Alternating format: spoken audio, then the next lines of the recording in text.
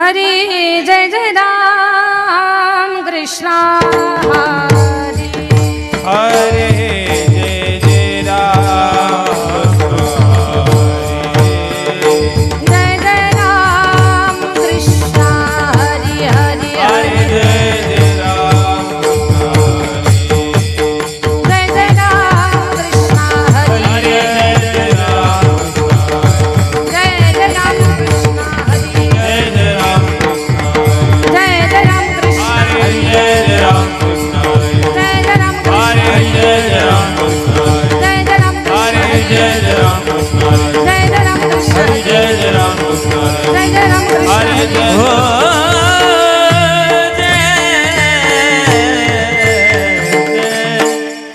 रूप पाहता लोचनी सुख झाले बोसाचणी जय हो तुहा विठ्ठल बरवा तुहा माधव बरवा हो रूप पाहता लोचनी सुख झाले हो साजनी तुहा विठ्ठल बरवा तुहा माधव बरवा हे बहुत सुकृताची गणी मरण भीषणी आपणी तुहा विठ्ठल बरवा तुहा माधव बरवा काची तोडी म्हणली विठ्ठलिया बरी तुहा विठ्ठल बरवा तुहा माधव बरवा सर्व सुखाचे आगर बापर कुमादेवी बर सुखाच्या गरबा पर सर्व कुमादेवी सुखाचे आगर बापर कुमादेवी बर सर्व तुहा विठ्ठल बरवा तुहा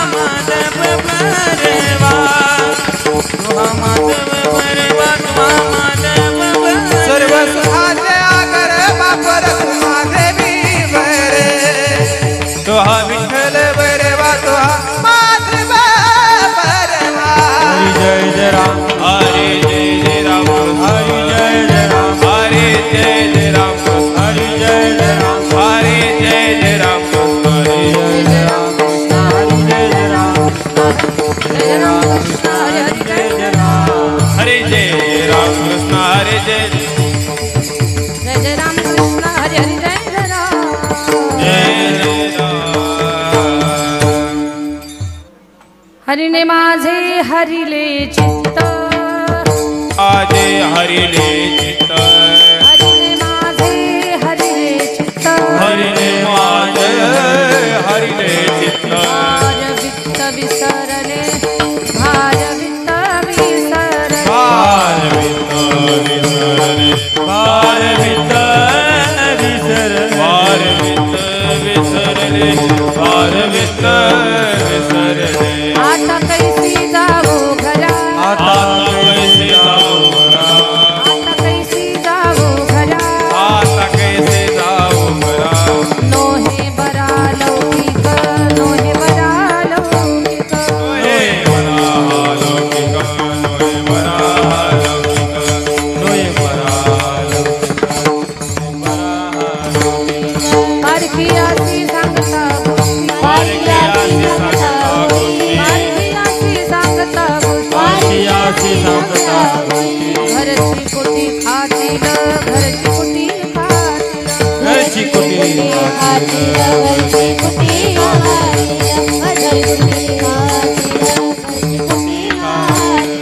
आता कैसी जाऊ घरा आता कैसे जाऊ घरा आता कैसी जाऊ आता कैसे जाऊ घरा नोहे बरा लौकिक नोहे बरा लौकिक नोहे बरा लौकिक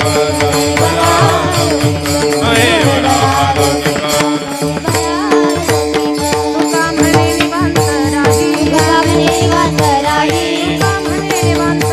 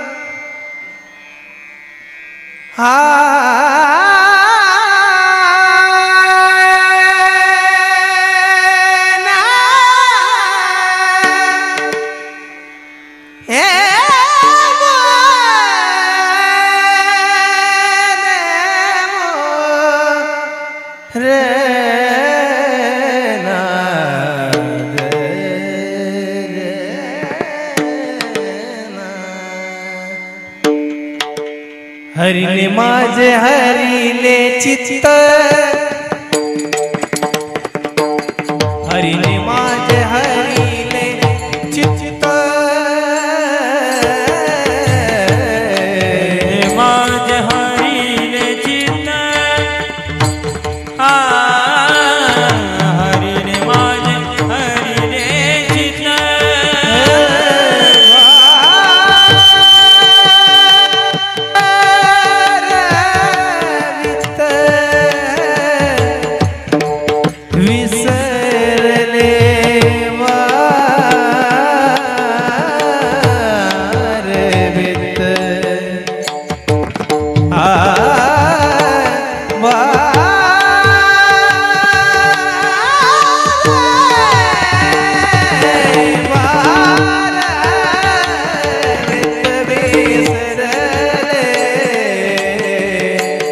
आता कैसे जाऊं घरा घरा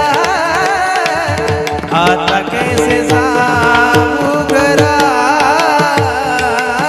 भार विना विसरले हे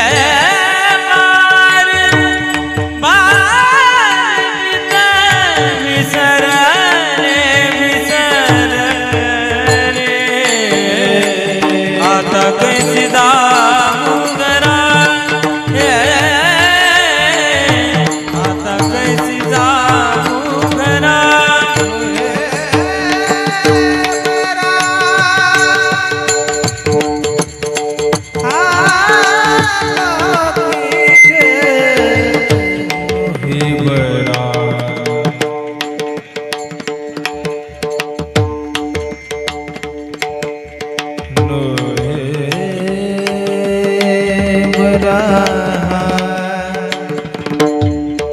लौकिक लौकिक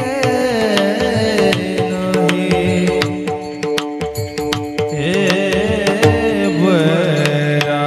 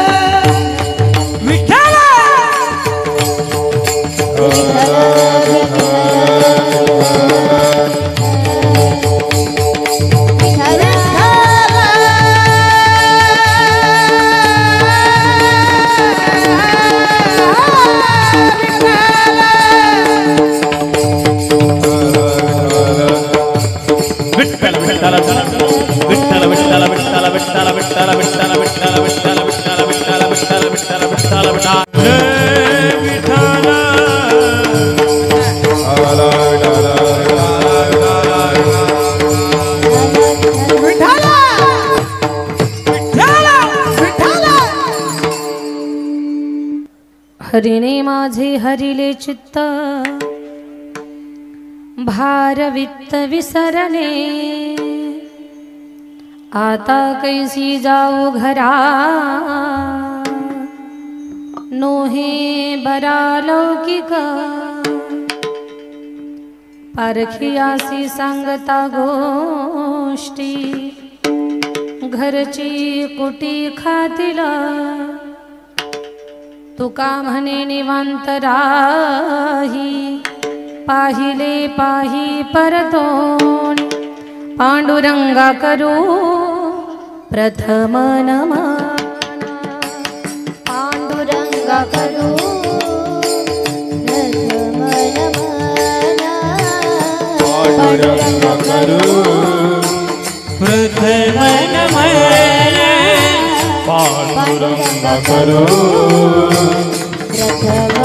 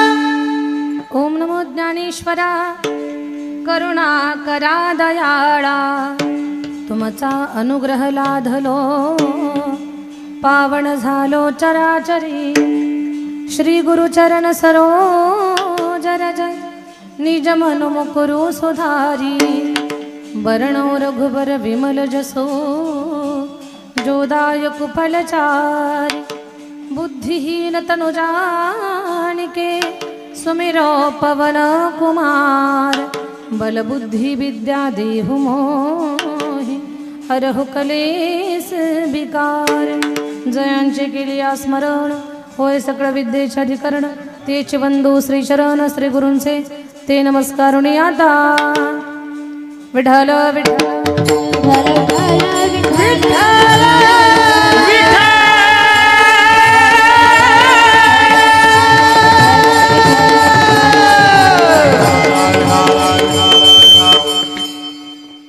नंदू दादा थोडा स्वर राहू द्या गोपाल महाराज थोडा स्वर द्या नॉर्मल कारण पकवाजाचं परत लक्षात येत नाही तिने माझे हरिले चित्त भार वित्त विसरले आता कैसी जाऊ घरा नोहे बरा लौकिक प्रस्तुत काल्याच्या चिंतनासाठी निवडलेला अभंग जगद्गुरु तुकोबरायांचा गवळणपर प्रकरणातील 4 चरणाचा हा अभंग आहे.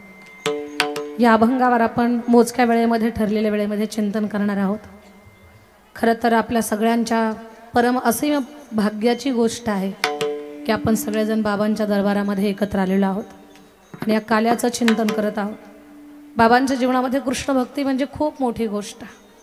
अखंड ओठावरती गोपाला गोपाला देवकी नंदन गोपाला आणि अगदीच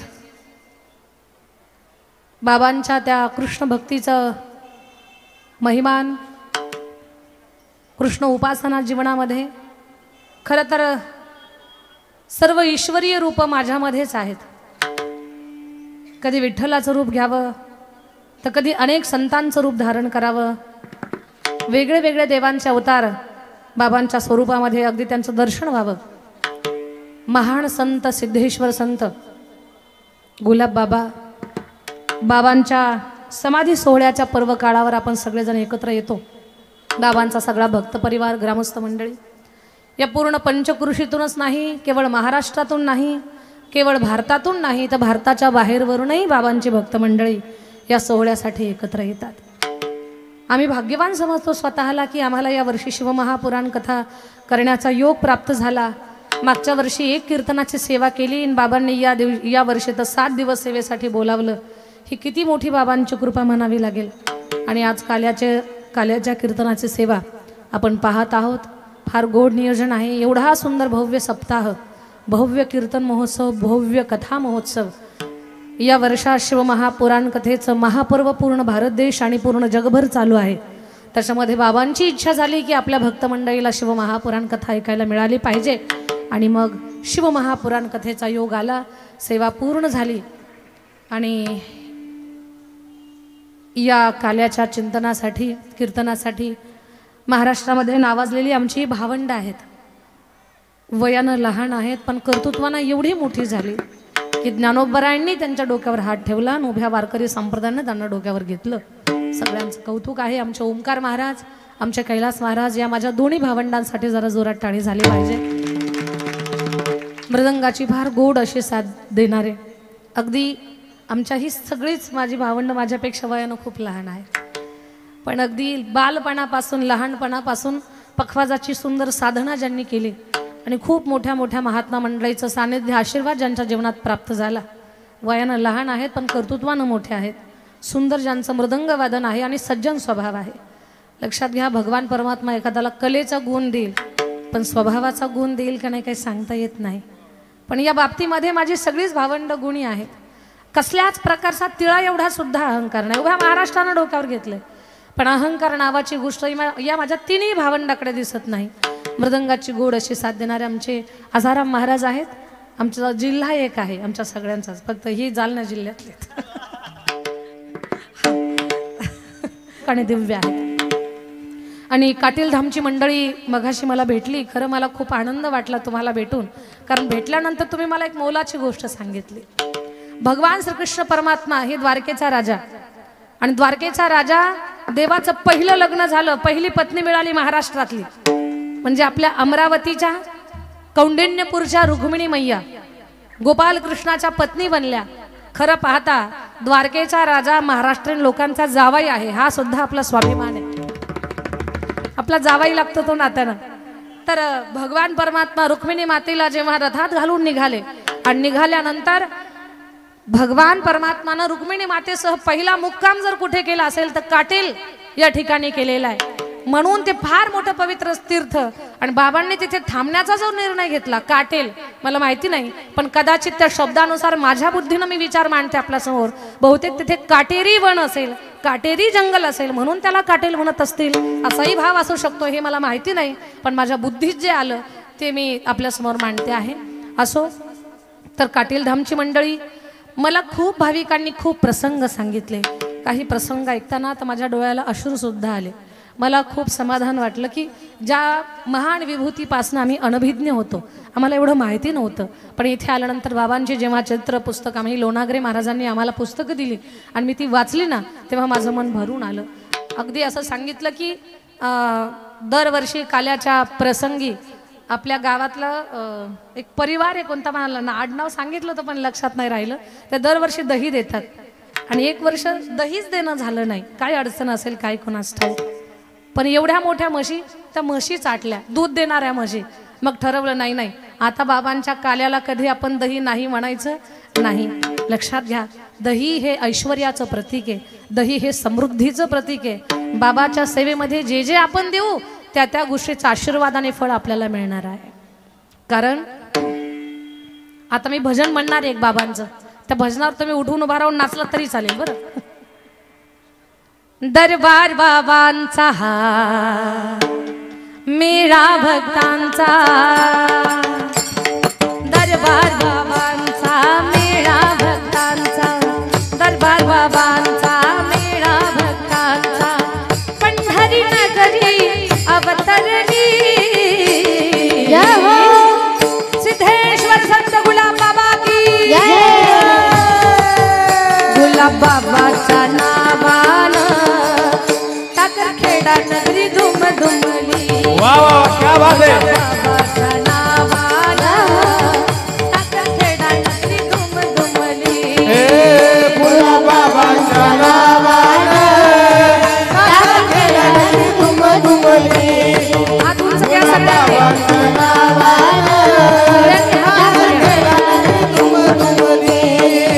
हो दरबार बाबांचा मेळा भक्तांचा,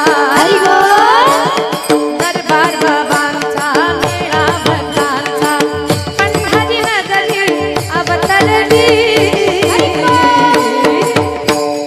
सिद्धेश्वर संत गुलाब बाबा की बाबाच्या नावानं टाकरखेडा नगरी धुम धुमली, गुलाब बाबाच्या नावानं टाकरखेडा नगरी धुम धुमली. गुलाब बाबाच्या नावानं टाकरखेडा नगरी धुम धुमली. जय हो.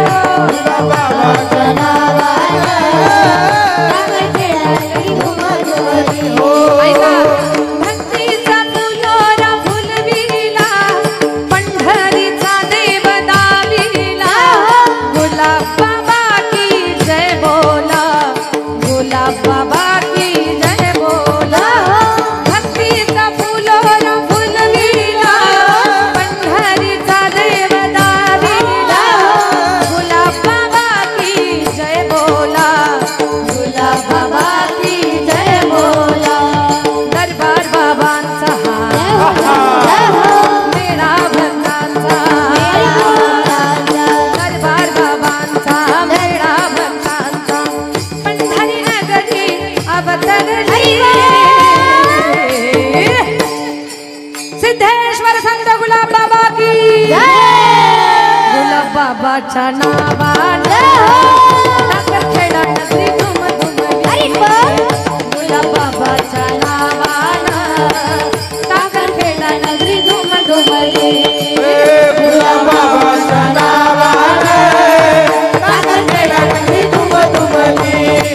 गुलाब बाबाच्या नावानं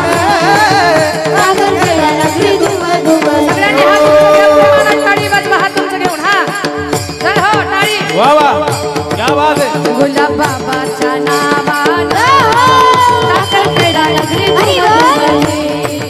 गुलाबाबाच्या नावानं टाकरखेडा नगरी धुमधुमली. हो गुलाबाबाच्या नावानं टाकरखेडा नगरी धुमधुमली.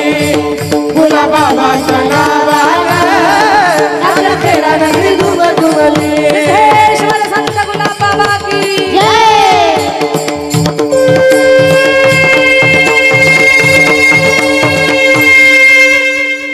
जय हो जय हो. आपल्याकडे काल्याचं कीर्तन करायला वेळच नाही कसलाच. हा फक्त 15 मिनिटं. तर तेवढ्या वेळेमध्ये आपल्याला चिंतन करायचं. या गवळणीचा भाव सांगते मी तुम्हाला. एक उच्च कोटीच्या अवस्थेला प्राप्त झालेली गवळण. तिला महाराज म्हणतात, बाई तुला झालं काय? ती म्हणते, माझं चित्त श्री हरीने हरण केलं. खरं पाहता भगवान श्रीकृष्ण परमात्माला पाहावं आणि गोपिकांनी स्वतःला विसरून जावं. मैं तो सुध बुध कोई तेरे प्यार में, मैं तो सुध बुध कोई तेरे प्यार में, सब कुछ भूल गई तेरे संसार में, सब कुछ भूल गई तेरे संसार में. ज्योत जला दे, दीप लगा दे, तेरे रहने मुरली वाले, ओ बंसी वाले, मुरली वाले, ओ बंसी वाले, ओ मुरली वाले हो शिवाले हो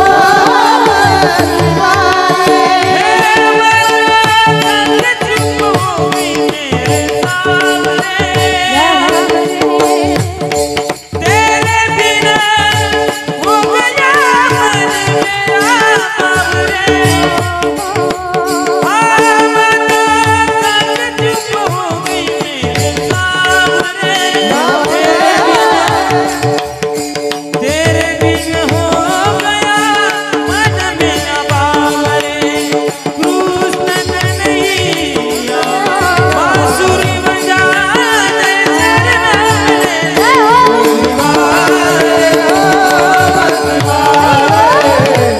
मुरली वाले हो बंसी वाले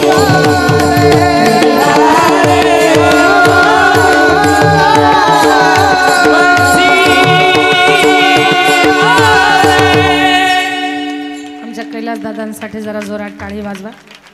कारण याच त्यांनी गायलेल्या गवळणीनं उभ्या महाराष्ट्राचं मन जिंकलेलं आहे. खूप सुंदर. मैं तो सुध बुध खोई तेरे प्यार में. गवळणीने स्वतःला विसरून जावं. भगवान श्रीकृष्ण परमात्माला पाहिलं का गवळणींना देहभान राहतच नव्हतं. मी मज हरपुण बसले ग सखे, मी माझ हरपुण बसले ग. विसरत होत्या गवळणी स्वतःला. आणि विसरणं हा परमार्थातला एक खूप मोठा उंच भाग आहे. खरं तर स्वतःला विसरण्यासाठीच साधना आहे. जोपर्यंत स्वतःची आठवण आहे तोपर्यंत हे सगळं दुःख आपल्या आजूबाजूला आहे. पण परमार्थाचा उद्देशच हा आहे की आपण विसरलं पाहिजे स्वतःला. या गवळणी स्वतःला विसरत होत्या, कृष्ण भक्तीमध्ये डुबवून जात होत्या. काही काही गवळणींची तर अशी अवस्था. कृष्ण उपासकामध्ये एक महिला भक्त आहे. तिची भक्ती एवढी श्रेष्ठ आहे, ती भगवान श्रीकृष्ण परमात्माचं भजन करते. नवल नाही, भगवानच तिचं भजन करतात. 2 अक्षरी तिचं नाव आहे. बरसाणा तिचं गाव आहे. तिचं नाव मी तुम्हाला विचारणार आहे. तिच्या नावाला वेलांटी आणि ओकार नाही. तिच्या नावाला 2 काने आहेत. पहिल्या अक्षराला काना, दुसऱ्या अक्षराला काना, त्या दोन काण्यामध्ये कान्हा लपलेला आहे. तिचं नाव राधा. भगवान राधा राधा भजन करतात. नवल ती कृष्ण कृष्ण भजन करते, नवल नाही, भगवानच त्याचं भजन करतात. भगवंताशी लग्न न करता ती देवाची पटराणी झाली. बिना परिणय के ओ प्रेम की पुजारन कान्हा की पटरानी हो गई, कान्हा की पटरानी हो गई. ती राधा राणी तिचं भजन भगवान श्री कृष्ण परमात्मा करतात. सारखं राधा राधा राधा राधा.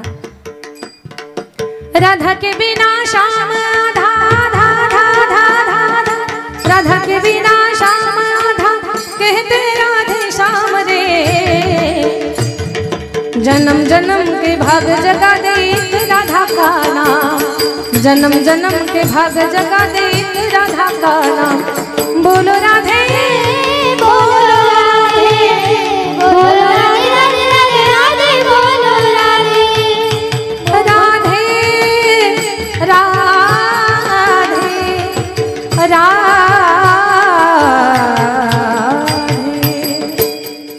राधा राणी एक दिवस दह्याचं घुसळण करत होती. माझ्या ताईंनो, दह्याचं घुसळण करत असताना भगवंताला पाहिलं तिनं, देवाला पाहिलं की विसरली स्वतःला आणि रिकाम्या डेऱ्यामध्ये घुसळण करायला लागली.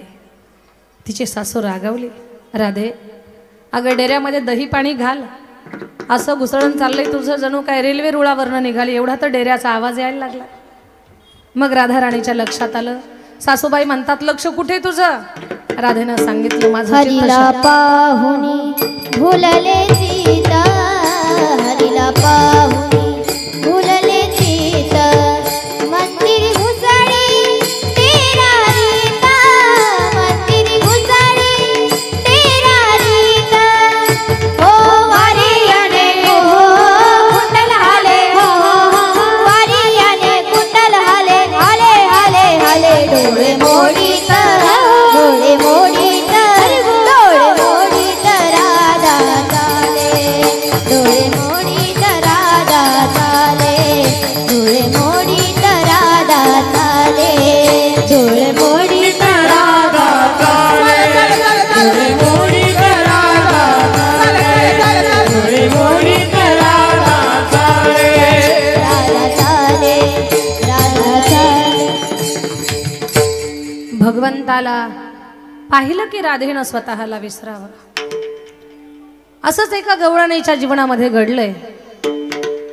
आणि महाराज तिला विचारतात, अगं बाई तू इथं का बसली? ती म्हणते, हरिणे माझे हरिले चित्त, भारवित्त विसरले. मी माझं चित्त हरवून बसले, माझं चित्त श्रीहरीकडे गेलेलं आहे, व्यवहार आता माझ्या डोक्यात राहिला नाही. महाराज म्हणतात तिला घरी जाती. म्हणते मी घरी कशी जाऊ? आता कैसी जाऊ घरा, नोहे बरा लौकिक लोक मला नाव ठेवतील. लक्षात घ्या, त्या गवळणीला भीती वाटते की लोक मला नाव ठेवतील. म्हणजे हा लोकांनी नाव ठेवण्याचा प्रकार पहिल्यापासूनच चालत आलेला आहे. लोकांच्या नाव ठेवण्याला घाबरायचं नाही. जर आपण एखादं काम चांगलं करतोय हे जर आपल्याला आपल्या मनाला पक्क माहिती असेल तर आपल्याला लोकांच्या त्या टोचणीच्या शब्दाला घाबरण्याचं काही कारण नाही. हां, आपल्या जगण्या वागण्यातून जर कुठे सामाजिक नुकसान, लोकांचं नुकसान होत असेल, कुठल्या तरी परंपरेला दाग लागत असेल तर ठीक आहे बाबा, आपल्याला लोकांनी नाव ठेवणं. पण एखादं चांगलं काम करून जर समाज आपल्याला नाव ठेवतोय त्यावेळेला आपण त्या नाव ठेवण्याचा विचार करायचा नाही. बरं, नाव ठेवणं हा लोकांचा जन्मसिद्ध हक्क. एक वेळेला मतदानाचा हक्क चुकवतात, पण नाव ठेवायचा हक्क लोक चुकवत नाहीत. नाव ठेवणं काही नवीन नाही. जेव्हा आपण जन्माला येतो तेव्हा पहिलं आपलं नावच ठेवलं जातं ना. मग सुरुवात जर तिथून असेल तर घाबरायचं काय कारण आहे? एक उदाहरण आहे पहा, फार गोड. श्रद्धेय पंडित प्रदीप मिश्राजी महाराजांनी सांगितलेलं. एक शेतकऱ्याचा बैल कोरड्या विहिरीत पडला. शेतकऱ्याचा बैल कोरड्या विहिरीत पडला. धडामकण आवाज आला. गावकरी जमा झाले. म्हणजे काय झालं म्हणे, विहीर पडला, विहिरीमध्ये बैल पडलेला. लोक म्हटली काढा त्या बैलाला, आतमध्ये कुजून मरल तो, मेला की वास सुटेल घाणेरडा, लोकांना त्रास होईल, रोगराई पसरल. शेतकरी म्हटला याला काढायला गेलो तो 20,000 रुपये खर्च होईल, माझ्याकडे काही तेवढे पैसे नाही आहेत, आणि याला बाहेर काढलं विकलं तरी तेवढे पैसे येणार नाही, असाच मरू दे. लोक म्हटली काय माणूस आहे, अरे लोकांना त्रास होईल त्याच्यामुळे बैल बाहेर काढ. तो म्हटला एवढी तुम्हाला गावाची काळजी आहे ना, तर सगळ्यांनी आपल्या घरातला कचरा आणून त्या विहिरीत टाका, बैलाला खाली दबवून टाका त्या कचऱ्याखाली. लोक म्हटली याच्या नको आधी लागायला, गावाला वाचवायला पाहिजे आपण. लोक गाड्या भरून भरून कचरा आणायचे आणि वरण त्या बैलाच्या अंगावर टाकायचे. बैल खाली विहिरीमध्ये. बैलाच्या अंगावर कचरा पडला की बैल कुठलंही जनावर असेल त्यांचा एक स्वभाव आहे, जनावर पाठीवर काही सहन करत नाहीत. पाठीवर कचरा पडला की बैल अंग झटकायचा, अंग झटकलं की पाठीवर पडलेला कचरा खाली पडायचा आणि बैल त्याच्यावर उभं राहायचा. पुन्हा लोक म्हणायचे अरे खाली दबच ना. मग लोक पुन्हा गाडी भरून भरून माती असेल, कचरा असेल, काय काय असेल सगळं घेऊन यायचे आणि बैलाच्या पाठीवर टाकायचे. बैल अंग झटकायचा आणि त्या टाकलेल्या मातीवर उभा राहायचा. अर्धी विहीर भरली पण बैल काही बुजला नाही, दबला नाही.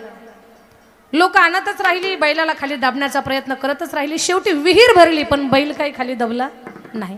विहीर भरली, बैल बाहेर आला आणि मालकाच्या दावणीला जाऊन बसला.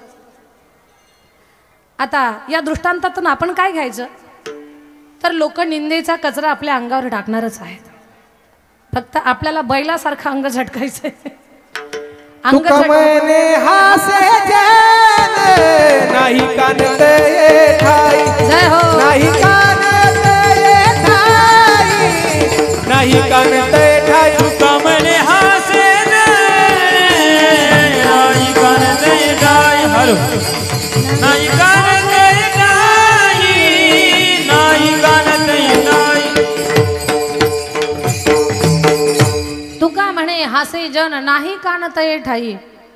तर लोकाच्या जगनिंदेचा विचार कधी करायचा नाही. त्या गवळणीला भीती आहे, ती म्हणते मला लोक काय म्हणतील. महाराज म्हणतात काळजी करू नकोस.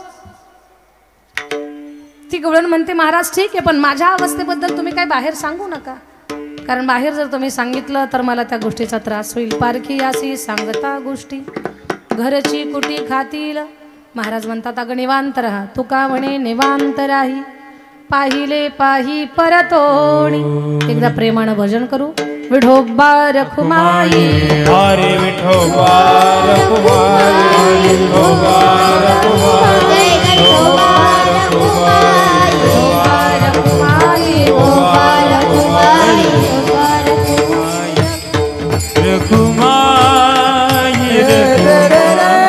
अभंगाचा भाव सांगितला.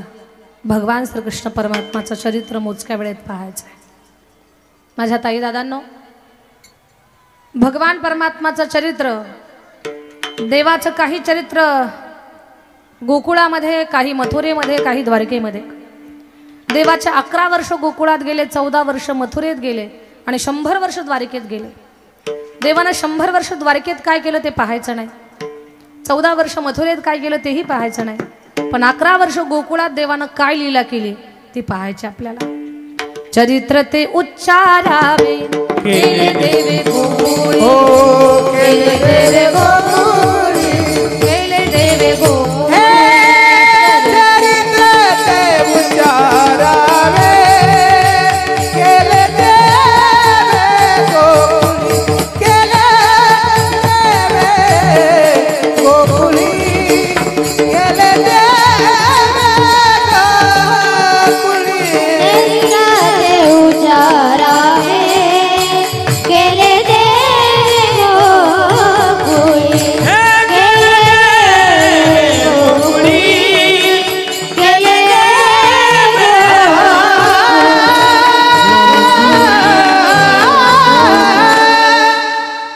चरित्र ते उच्चारावे केले देवे गोकुळी. भगवान परमात्मानं गोकुळात काय चरित्र केलं ते पाहायचं.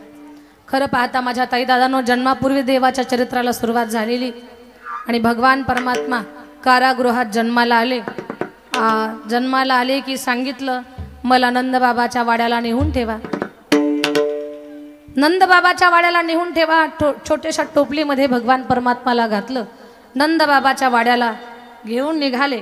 पण जेव्हा देवाला डोक्यावर घेतलं त्यावेळेला वसुदेवजीची सगळी बेडी गळून पडली. उचलीला कमळापती पायीची बंधने गळती. भगवान परमात्माला गोकुळामध्ये नेऊन ठेवलं. यमुनेनं रस्ता दिला. वसुदेव महाराज तिथे पोहोचले. भगवान परमात्माला ठेवलं. तिथली माया घेतली आणि तिला कारागृहामध्ये घेऊन आले. पण जेव्हा भगवान परमात्मा म्हणतात अरे आपण आलोय पण या लोकांना आपल्या येण्याचा काही आनंदही नाहीये, सगळ्या गोकुळाला कळावं मी आलोय म्हणून भगवान परमात्मा मोठ्या मोठ्यानं रडायला लागले. देवाचा ट्याहा ट्याहा रडण्याचा आवाज ऐकला. साऱ्या गोकुळाला आनंद झाला. गवळण म्हणती हो म्हणती गवळणीला, गवळण म्हणती हो म्हणती गवळणीला, झाला यशोदेला. गवळण म्हणती हो म्हणती गवळणीला, पुत्र झाला यशोदेला. म्हणती हो म्हणती गवळणीला, पुत्र झाला यशोदेला. गवळण म्हणती हो म्हणती गवळणीला, पुत्र झाला यशोदेला. एक धावी एक पुढे ताटी वाटी सुंदरवडे, एक धावी एक पुढे ताटी वाटी सुंदरवडे. एक धावी एक पुढे ताटी वाटी सुंदरवडे, एक धावी एक पुढे ताटी वाटी सुंदरवडे. म्हणती हो म्हणती गवळणीला, गवळण म्हणती हो म्हणती गवळणीला, झाला यशोदेला. गवळण म्हणती हो म्हणती गवळणीला, झाला यशोदेला. म्हणती हो म्हणती गवळणीला, पुत्र झाला यशोदेला. म्हणती हो म्हणती गवळणीला, पुत्र झाला यशोदेला. गोपाल कृष्ण भगवान की. देवाच्या जन्मानं साऱ्या गोकुळाला आनंद झाला. गोकुळातली प्रत्येक नरनारी आनंदित आहे. आनंदाच्या भरात कोण काय करतं याचं भान कोणालाच नाही. आणि नंद बाबाच्या मुलाला पाहण्यासाठी साऱ्या गोकुळाची घाई. गवळण तर सुंदर श्रृंगार करून एवढा श्रृंगार करतात आणि नंदाच्या वाड्याला जातात. किती श्रृंगार करतात. नेसले ग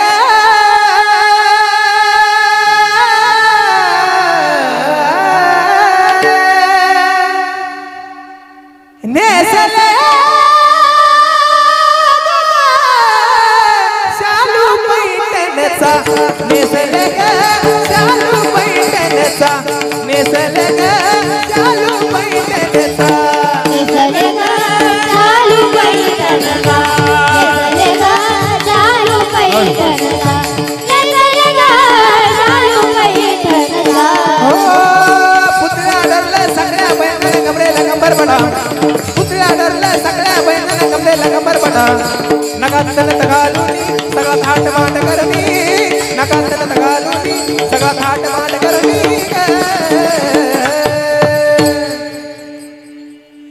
नेसले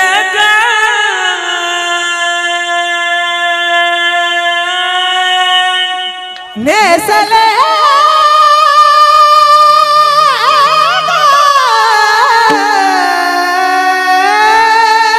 शालू पैठणचा, नेसले ग शालू पैठणचा, नेसले ग शालू पैठणचा. नेसले ग चालू पैठणचा, नेसले ग चालू पैठणचा, नेसले ग चालू पैठणचा. पैठणचा. जोरात टाळी वाजवा ओंकार महाराजांसाठी. एवढ्या घाईमध्ये सुद्धा त्यांनी एवढं गोड गायलं. ओंकार बाबांसाठी जरा कौतुक. नेसले ग बाई शालू पैठणचा. सुंदर श्रृंगार करून त्या गवळणी जात आहे. आपण नको त्याच्या लग्नाला खूप मेकअप करून जातो. तिथे मेकअपचं सुद्धा कौतुक होत नाही आपल्या. आणि दुसऱ्याचा मेकअप पाहिला की आपली तोंड पडतात. पण भगवान परमात्माला पाहण्यासाठी गवळणी श्रृंगार करून निघाल्या. खूप श्रृंगार केला. देवाला पाहतात आनंदामध्ये आहेत.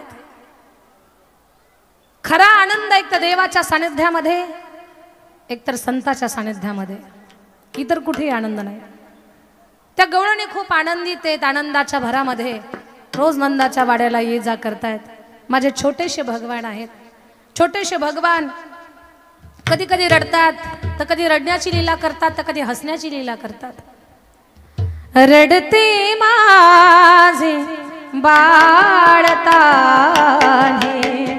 समजाविता राहिना रडते माझे बाळताने समजाविता राहिना रडते माझे बाळताने समजाविता राहिना रडते माझे बाळताने समजाविता राहिना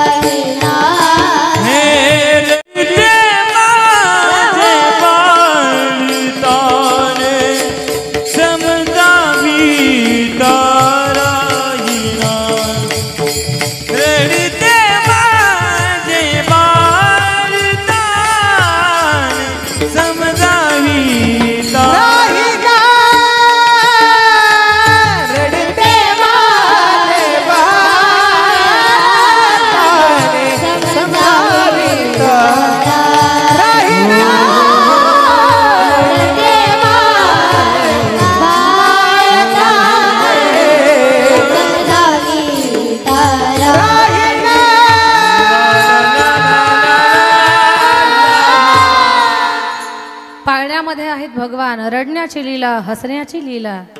भगवान परमात्माची लीला तर एवढी अगाध आहे. पाळण्यात आहेत तोवरच अनेक राक्षसांना मारण्याची लीला भगवंतानं लीला केली. आता माझे छोटेसे भगवान वेळ कमी असल्यामुळे आपल्याला रांगायला लागले आणि एवढे सुंदर रांगतात देव. संतांचं लक्ष माझ्या देवाच्या रांगण्याकडे गेलं तर देवाच्या रांगण्याचं कौतुक झालं.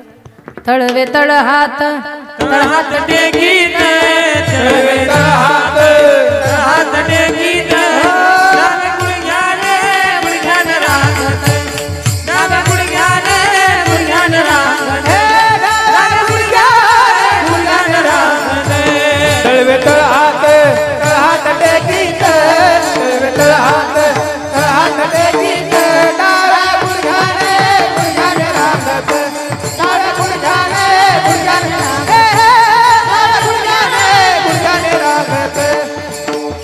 गुडघ्याने रांगत भगवान रांगायला लागले. रांगता रांगता भिंतीच्या आधारे उभं राहण्याचा प्रयत्न करतात. भगवान चालायला लागले. देव चालायला लागले तर साऱ्या गोकुळामध्ये चक्कर मारताय. साऱ्या गोकुळाला चक्कर मारतात भगवान परमात्मा. मग देवाचं फिरणं मोकाट नाही. भगवान जे फिरले ते गोपाळांचं संघटन केलं.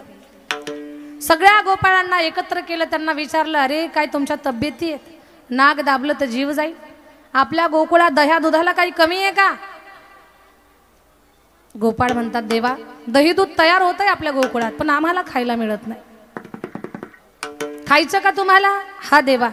देवा तुझ्या घरचं खाऊ घालणार आहेस का? का रे कशामुळे? तुझ्या घरी 9 लाख गायी आहेत. नंद ही पदवी होती. ज्याच्याकडे 9 लाख गायी तो नंद, ज्याच्याकडे 6 लाख गायी तो उपनंद. तर देवा तुझ्या घरचं खाऊ घालणार का? भगवान म्हटले, माझ्या घरचं का फुकट आलं का? मी फुकट कोणाचा काटा सुद्धा काढत नाही. म्हणून तर सत्कर्मात धर्माच्या कामात आपण दिलंच पाहिजे. आपण दिल्यानंतर आपल्यावरती कृपा होणार आहे. अगोदर द्या. पण आपलं उलट आहे. आपण म्हणतो अगोदर हे काम माझं होऊ दे मग तुला देईल. ही बोली नाही करायची कधी देवासोबत. तर भगवान परमात्मा म्हणतात, माझ्या घरचं नाही तुमचंच खाऊ घालतो पण त्याच्यासाठी आपण चोरी करू. देवा चोरी कशानं करायची? म्हणजे सराट्याचे काटे खडे वस्त्रगाळी माती घेऊन या. सराट्याचे काटे खडे वस्त्रगाळी माती. एक छोटासा गोपाळ म्हटला, देवा चोऱ्या खूप ऐकल्याकडे आम्ही, पण कुठं काट्यानं आणि खड्यानं चोरी असते का रे? भगवान म्हणतात, हे पहा, एखाद्या घरात आपण जर गेलो चोरी करायला तर खडा डेऱ्यावर फेकून पाहायचा. डेऱ्याचा आवाज जर टन आला तर समजावं डेरा रिकामा आहे, आणि बद आवाज आला तर समजावं भरलेला आहे. हा, तर भरलेला डेरा आहे. मग भरलेल्या डेऱ्याकडे आपण जायचं, त्यातलं दही दूध ताक लोणी काय असेल ते खायचं. भगवान बोलले. एक गोपाळ म्हटला, कृष्णा ठीक आहे, पण गवळण जर जागी झाली आणि आपल्याला धरण्यासाठी मागे लागली तर? भगवान बोलले, तिच्या पायाखाली सराट्याचे काटे फेकायचे, तिच्या पायात काटे टोचतील आणि ते तिकडेच रडत बसल. एक छोटा गोपाळ होता, नाव त्याचं बोबड्या. त्याला काही आपल्यासारखं चांगलं बोलता येत नव्हतं. तो बोबडं बोबडं बोलायचा. तो म्हटला, कृष्णा ती जलपप्पल घालून आली तर मग काय करायचं? तिच्या पायात काटे टोचतील असं म्हणतोय तो, पण ती जलपप्पल घालून आली तर मग काय करायचं? भगवान बोलले, तिच्या डोल्यात माती फेकायची ना आपण पळून जायचं. पूर्ण चोरीचं नियोजन झालं. रोज घरफोडी, गारहण यशोदेकडे. यशोदे कृष्णाला सांगावे, गोकुळी राहावे का जावे, गोकुळी राहावे का जावे, गोकुळी राहावे का जावे.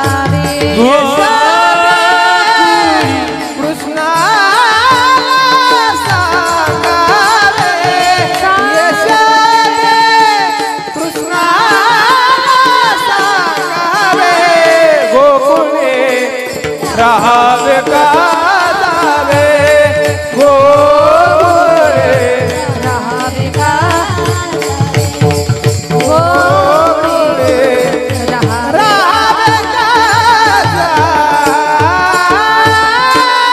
आम्ही गोकुळात राहावं का गोकुळ सोडून जावं का? तुझ्या लेकराच्या काही खोड्यास थांबणार? यशोदामाई म्हणतात, काय केलं माझ्या लेकरानं? प्रत्येक जण नवीन गारानं सांगते.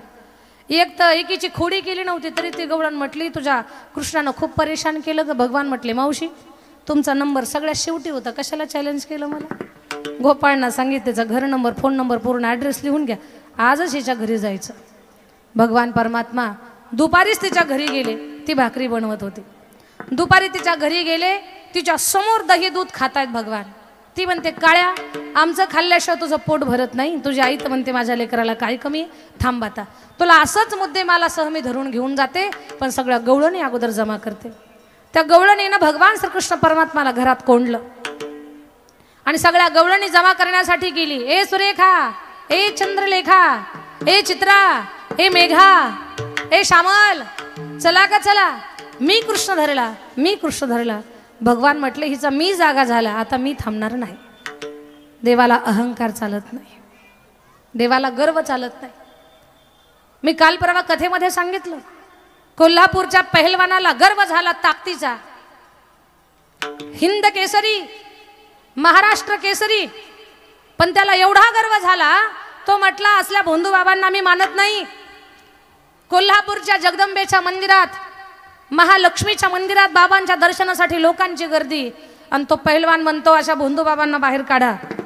आणि जर तुम्ही खरंच जर सामर्थ्यवान असताल, तुम्ही जर चमत्कारिक संत असाल, तर माझ्यासोबत काय करा, कुस्ती करा. बाबा म्हटले, अरे तू तर एवढा मोठा हिरण्यकश्यपूसारखा उंच, तुझ्यासमोर मी दिसतोय छोटा, मला काय तुझ्यासोबत कुस्ती करणं होणार नाही. पण गर्व जमत नाही, त्याच्यावर सांगायचं मला. एवढा गर्व झाला, एवढा गर्व झाला की तो पहिलवान मी मी मी करायला लागला. बाबा म्हटले, चल मैदानात. मैदानामध्ये घेतलं कुस्तीच्या. बाबांनी हात खालची माती घेतली, म्हणे घे माती. हातात माती अशी दिली, त्याच्या हातात माती दिली, असा झटका दिला की तो असा एवढा उंच गेला, एवढा उंच गेला, आणि जसा अलगत तसा जमिनीवर पडला. बाबानं कमरेवर हात दिले, असं भीमरूप घेतलं, जणू विटेवरचा विठ्ठल त्याला दिसला. तो म्हटला, देवा एवढ्या वाऱ्या केल्या पण विठोबानं दर्शन दिलं नाही. बाबा तुम्ही साक्षात मला विठ्ठलाच्या रूपात दर्शन दिलं. त्याचा गर्व संपला, अहंकार. तर मी मी मी मी मी देवाजवळ चालत नाही, मीपणा देवाजवळ चालत नाही. भगवान म्हणतात, हिच्या हाताला लागलोय मी, पण हिला मी झाला, गर्व झाला, आता काय करायचं? कोणीतरी चांगलं गिऱ्हाईक घरात कोंडायचं ना आपण बाहेर जायचं. देव दरवाजाच्या मागे लपले. तिचा पती तेवढ्यात पाणी प्यायला आला. देव म्हटले, चांगलं गिऱ्हाईक सापडला. त्यानं दरवाजा उघडला, तो घरात गेला, भगवान बाहेर आले. भगवंतानं बाहेरून कडी लावून घेतली, त्याच्याच नवऱ्याला आतमध्ये कोंडलं. तो पाणी पिऊन आला. म्हटलं, अरे दरवाजा कोणी बंद केला? सापटीतून पाहिलं तर सगळ्या बायांचा घोळकान, सगळ्यात पुढे त्याचीच बायको. सगळ्या गवळणीच्या मध्ये ती म्हणत होती, मीच त्याला कोंडलंय. हा म्हटलं, कोणी कोंडलं? ती म्हटली, मीच कोंडलंय. ह्याला प्रश्न पडला की मी काय केलं? ती म्हटली, नंदबाबाच्या वाड्याला गेल्यावर सांगणार आहे. तिला वाटते कृष्ण आतमध्ये, आणि याला वाटतं माझ्याच बायकोनं त्याला कोंडलं. असं गैरसमज झाला. तो म्हटलं, हिला कधी मारलं नाही, रागावलं नाही, आणि खुशाल हिनं मला कोंडलं. मोठा दांडा हातात घेतला. ती म्हटली, गवळणींनो मी त्याला ओढूनच बाहेर काढते. तिच्या डोक्यात काय की कृष्ण आहे आतमध्ये. आणि ह्याला वाटलं की माझ्याच बायकोनं कोंडलं. ती म्हटले दरवाजा उघडते, तुम्ही थांबा. तिनं दरवाजा उघडला आणि मागे सारला. तसा कृष्ण नाही तिचा पती दिसला. तिला काय बोलावं तेच कळण. ती म्हणते तू तुम्ही कसे गेलात म्हणेपर्यंत खूप मारलं, एवढं मारलं. शेवटचा ठोका टाकणार भगवान म्हणतात द्या सोडून. खूप मार बसला. तो गवळी रागाने निघून गेला. पण गवळण म्हणते कृष्णा साऱ्या गावाच्या नादी लागल पण तुझ्या नादी लागणार नाही. सगळ्या गवळणी पळून गेल्या. अनेक लीला भगवंतानं केल्या. दाढी विणीची गाठ मारली, तीही लीला भगवंतानं केली. घरफोडी केली, चोरी केली, दह्या दुधाचा नासाडा केला. देवानं चोरलं पण दह्या व्यतिरिक्त दुसरं काही चोरलं नाही. देवाच्या चोऱ्या थांबणार. आता जा शाळेमध्ये कृष्णा, तुझ्या खोड्या काही थांबणार. भगवान गेले शाळेमध्ये गाई गुरांना घेऊन आणि तिकडे खेळ खेळायला लागले. हमामा, हुतुतू, लगोरी, विटी दांडू असे अनेक खेळ खेळतात. एक एक खेळ खेळू आणि सेवेची सांगता करून घेऊ. खेळ भोगरा गबाई भोगरा, खेळे भोगरा गबाई भोगरा, बाई भवरा खेळे भोगरा गबाई भोगरा, खेळे भोगरा गबाई भोगरा,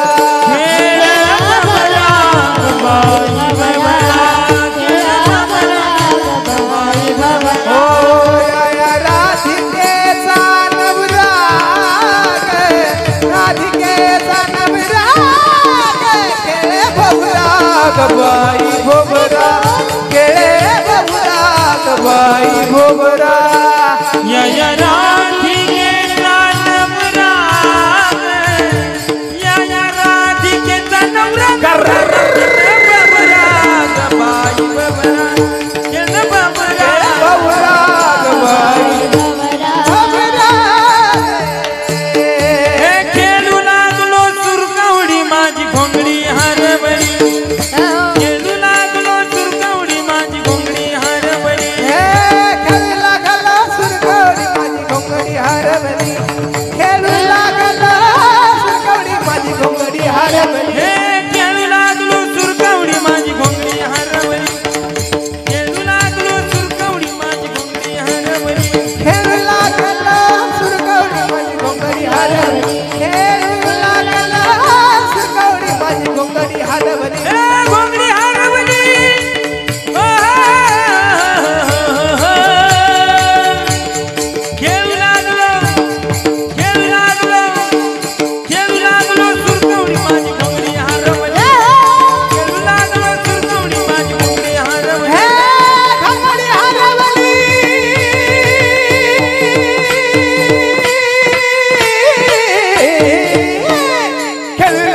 सुरकवडी माझी घोंगडी हरवली. हा खेळू लागलो सुरकवडी माझी घोंगडी हरवली.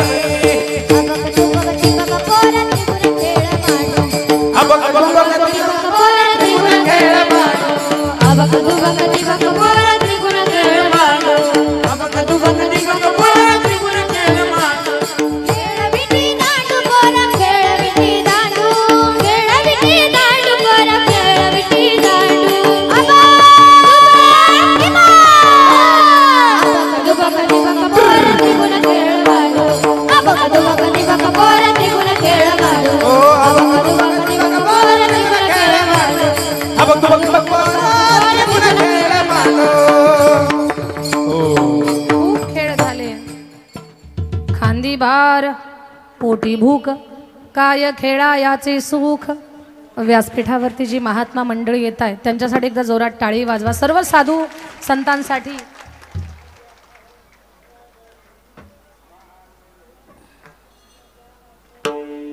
आता आम्ही घेतो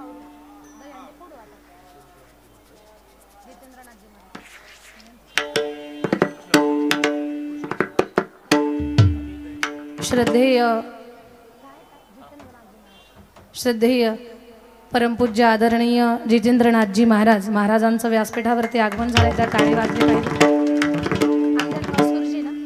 अंजन गास्तूरजी वर्ण झाले. आणि आदरणीय हरिभक्तपरायण कृष्णकांतजी महाराज, सगळ्या महात्मा मंडळीला माझं वंदन आहे आणि सगळ्या श्रोतेवर्गाच्या वतीनंही वंदन आहे. खूप खेळ झाले, आता खेळ नको खांदी भार पोटी भूक काय खेळा याची सुख सगळ्यांच्या शिदोर एकत्र केल्या आणि गोपाळ काला केला. ज्ञानाचा, भक्तीचा, प्रेमाचा, आपलेपणाचा, सहिष्णुतेचा, माणुसकीचा काला. इथेही आपल्या सगळ्यांना खरं तर गुलाबबाबांनी सुद्धा माणुसकीचा कालाच केलेला आहे. इथे प्रत्येक जाती धर्माचा, प्रत्येक पंथाचा माणूस इथे एकत्र आहे. स्वतःचा धर्म, स्वतःची श्रीमंती, स्वतःचं सौंदर्य, स्वतःचं ज्ञान या सगळ्या गोष्टी बाजूला ठेवून मी गुलाबबाबांचा आहे हा भाव सगळ्याच्या अंतःकरणात हाच खरा मोठा काला आहे आणि तो काला बाबांनी केलाय. म्हणून तर ही सगळी माणसं इथे जमा झालेली आहेत. हाच काला अखंड प्रेमाचा, आपलेपणाचा, माणुसकीचा आपल्या सगळ्यांच्या जीवनामध्ये प्राप्त व्हावा आणि एवढीच बाबांच्या चरणी प्रार्थना आहे. आणि आपण आता सेवेची सांगता करून घेणार आहोत. ज्ञानेश्वर माऊली, ज्ञानराज माऊली.